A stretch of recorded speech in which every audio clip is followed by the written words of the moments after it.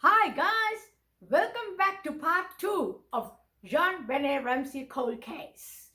Thank you, Carol, for suggesting that I do this video.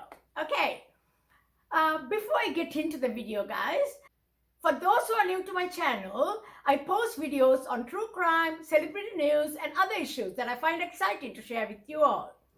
Please leave a thumbs up and subscribe if you enjoyed the story. To jog your memory quickly, JonBenet Ramsey was born on the 6th of August 1990. She was an American child beauty queen who was killed at the age of 6 in her family's home in Boulder, Colorado. JonBenet's body was found on December 26, 1996 in her family's Boulder residence. A very long handwritten ransom note was found in her home. Her father, John Ramsey, found the girl's body in the basement of their house about 7 hours after she had been reported missing. She had sustained a broken skull from a blow to the head and had been strangled. A garrote was found tied around her neck. The autopsy report stated that JonBenet's official cause of death was strangulation. There was no evidence of conventional rape, although sexual assault could not be ruled out. Although no semen was found, there was evidence that there had been a vaginal injury. At the time of the autopsy, the pathologist recorded that it appeared her vaginal area had been wiped with a cloth. The case generated nationwide public and media interest, in part because her mother, Patsy Ramsey, herself a former beauty queen, and had entered JonBenet into a series of child beauty pageants.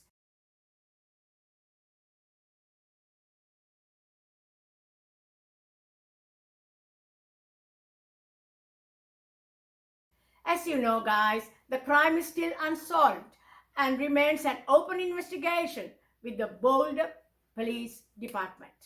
The ransom note was a long one, as I said, and the killer had used Patsy's pen and notepaper found in the Ramsey home to write the letter. Initially, the police worked on the theory that the family was covering up a murder. One theory is that Patsy struck JonBenet in a fit of rage after a bedwetting episode and strangled her to cover up what had happened after mistakenly thinking she was already dead. Patsy did not have a known history of uncontrolled anger. JonBenet's brother later said, "We didn't get spanked. Nothing of the sort. Nothing close, nothing near laying a finger on us, let alone killing your child." Also, to disprove the theory of the bedwetting incident, it was found that the clothes that she was found in, which were the ones that she had slept in, had no traces of urine at all. And the bedclothes and the mattress were all clean of any signs of recent urine. There was also the theory that JonBenet's 9-year-old brother, Bert, had hit her on the head in a fit of rage over a piece of pineapple she had stolen from his dish, and that the parents covered it up. However, after further investigations, as I discussed with you in part 1, the family's name was cleared since in 2003, trace DNA was taken from the victim's clothes and was found to belong to an unknown male, pointing towards the theory that an intruder had broken in and molested and killed JonBenet that night when the whole family were asleep. Lou Smith was a detective who came out of retirement in early 1997 to assist the Boulder, Colorado District Attorney's Office with the case. In May 1998, he presented his findings to the Boulder Police with other staff members of the DA's office, concluding that the evidence pointed away from the Ramseys. Mary Lacy, the next Boulder County District Attorney, took over the investigation from the police on December 26, 2002, and in April 2003, publicly exonerated the Ramseys. After dismissing the family is guilty theory, the investigators turned to the second theory, the intruder theory. The police and the prosecutors followed leads for intruders partly due to the unidentified boot mark left in the basement room where JonBenet's body was found. Early persons of interest included neighbor Bill McReynolds, who played Santa Claus, former family housekeeper Linda Hoffman Pugh, and a man named Michael Helgoth, who died in an apparent suicide shortly after JonBenet's death. Hundreds of DNA tests were performed to find a match to the DNA recovered during her autopsy. Linda Hoffman Pugh had worked for the family as their housekeeper, and her husband Mervyn was their handyman, so it wasn't surprising that she was known to carry a key to the home. She didn't hold back on voicing her suspicions that Patsy Ramsey had accidentally killed JonBenet. Investigator Smith assessed the evidence and concluded that an intruder had committed the crime. Many opinions were out there also that raised questions like, didn't several outsiders have keys to the Ramsey home? Some say that the designer, the maker of costumes for JonBenet, should have been investigated. There are also suspicions raised by the public that maybe countless numbers of photographers came in and out of the Ramsey home, and that they all should have been investigated also. All these people had a good idea of the layout of the house. And some others wonder if the housekeeper had adult sons. Did the children ever have a babysitter? Very interesting questions, guys. What do you think, guys? Please let me know. On the night JonBenet was killed, there had been two windows that were left slightly open to allow for electrical cords for the outside Christmas lights to pass through, a broken basement window and one unlocked door. Smith's theory was that someone entered the Ramsey home through the broken basement window.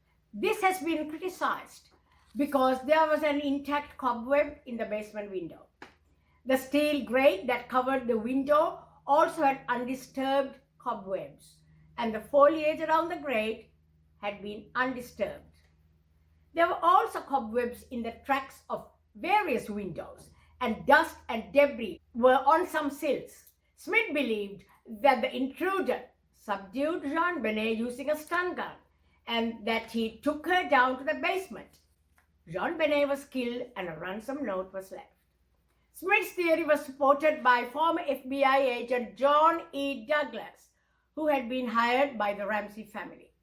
Stephen Singular, author of book Presumed Guilty, an investigation into the JonBenet Ramsey case, the media and the culture of pornography, 2006, refers to consultations with cybercrime specialists who believe that JonBenet, due to her beauty pageant experience, could have attracted the attention of child pornographers and pedophiles.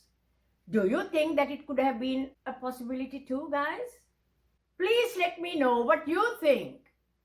It was determined that there had been more than 100 burglaries in Ramsey's neighborhood in the months before JonBenet's murder. There were 38 registered sex offenders living within a 2-mile, 3-kilometer radius of Ramsey's home. One of the individuals whom Smith identified as a suspect was Gary Howard Oliver, who was arrested for 2 counts of attempted sexual exploitation of a child and 1 count of sexual exploitation of a child. Charges in 2016, according to Boulder's Daily Camera. Oliver, a registered sex offender, was publicly identified as a suspect in an October 2002 episode of 48 Hours Investigates. The hunt for the killer continued. And Mark Carr, a 41-year-old elementary school teacher, was arrested in Bangkok, Thailand on August 15, 2006, when he falsely confessed to murdering JonBenet. He claimed that he had drugged, sexually assaulted, and accidentally killed her, according to CNN. Authorities also said they did not find any evidence linking Carr to the crime scene. In his confession, Carr had provided only basic facts that were publicly known and had failed to provide any convincing detail. His claim that he had drugged JonBenet was doubted because the autopsy indicated that no drugs were found in her body. DNA samples were taken from car and did not match DNA found in JonBenet's body. The case remains unsolved, guys, after all these years. What do you think happened that night? Who killed JonBenet Ramsey? Let me know your thoughts, guys. I hope you liked the video. This is part 2, done. I hope you liked it and I hope you subscribe to my channel. Thank you and good night.